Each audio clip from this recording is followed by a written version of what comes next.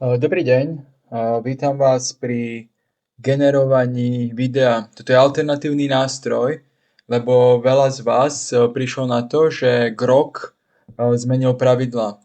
Už sa nedajú v ňom generovať videá zadarmo. Komu to ide, tak kľudne pokračujte s Grogom, ale na to, aby sme mohli vygenerovať zadarmo videá, existuje nástroj, ktorý sa nazýva Pixverse.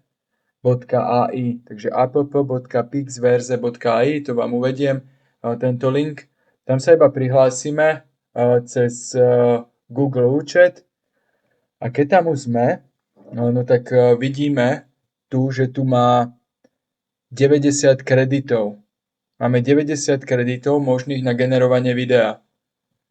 Jedno video nám zobere 38 kreditov. Takže ak to chcete mať veľmi rýchlo vygenerované, tak môžete odozdať iba 2 videá. Ak nie, tak počkajte ešte jeden deň, alebo si prehodíte účet a znova budete mať možnosť generovať videá. Najlepšie odovzdať 3 videá, ak je to možné. Takže toto si zmažeme a znova sa orientujeme tak ako v Grogu, keď sme vytvárali video. Takže potrebujeme sem dať obrázok, z ktorého chceme vygenerovať video. Ja si vyberem obrázok Sokrata na súde. Takže dáme klik. A nájdeme si, kde mám uložené vlastne obrázky na Sokrata. Takže tu ho máme, Sokrates na súde, otvoriť, to aj vy si vyhľadáte tam, kde ste si uložili obrázky vygenerované cez Gemini alebo Groga. Takže už sa nahráva.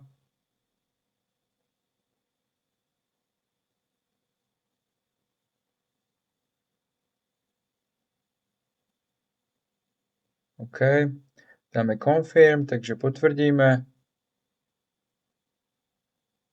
Ešte stále pracuje. Klikneme na to. Confirm.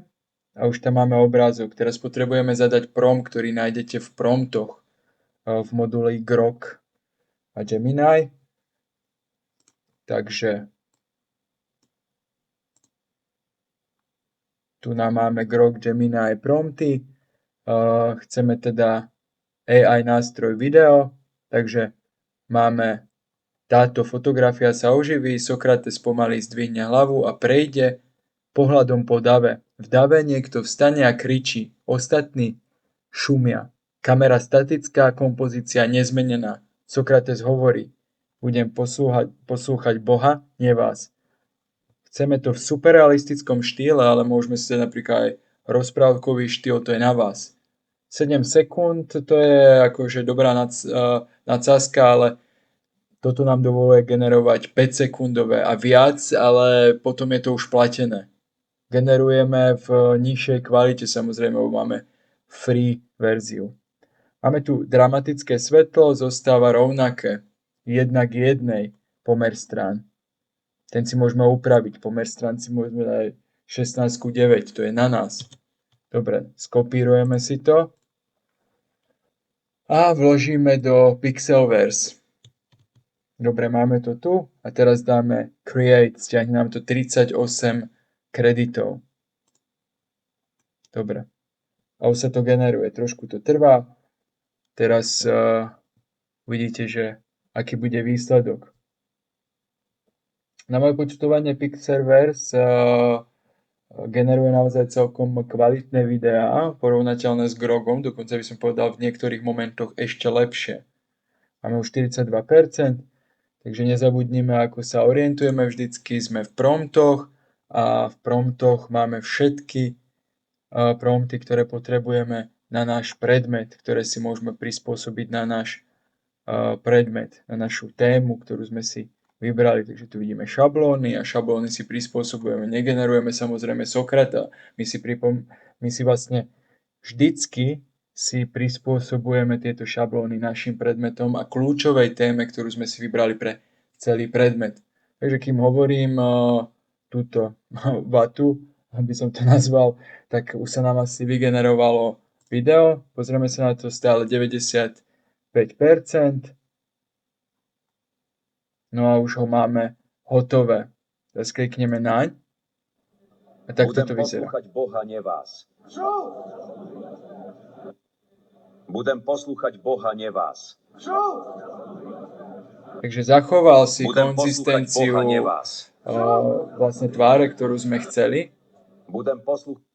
A je to skutočne ten Sokrates, ktorého sme mali na fotke. Môžeme tam ešte dodať, nech si Sokrates zachová svoje tvary, nech zostáva rovnaké svetlo, rovnaká tvár, rovnaké oblečenia a tak ďalej. Toto môžeme všetko ošetriť cez prompt. Ten prompt, ktorý ja navrhujem, je proste prompt, ktorý môžeme použiť, ale na našej kreativite je, ako si ho upravíme.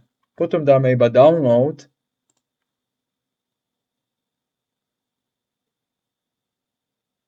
a uložíme si ho tam, kde potrebujeme. Potom si ho vlastne vyťahneme, keď budeme odozdávať všetky úlohy.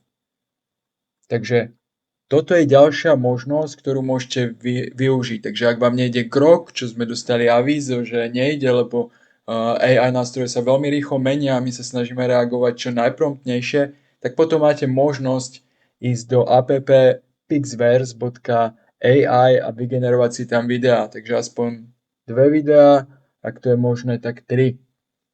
Dobre, ďakujem za pozornosť a tu nám máte alternatívu ku Grogu. Dovidenia.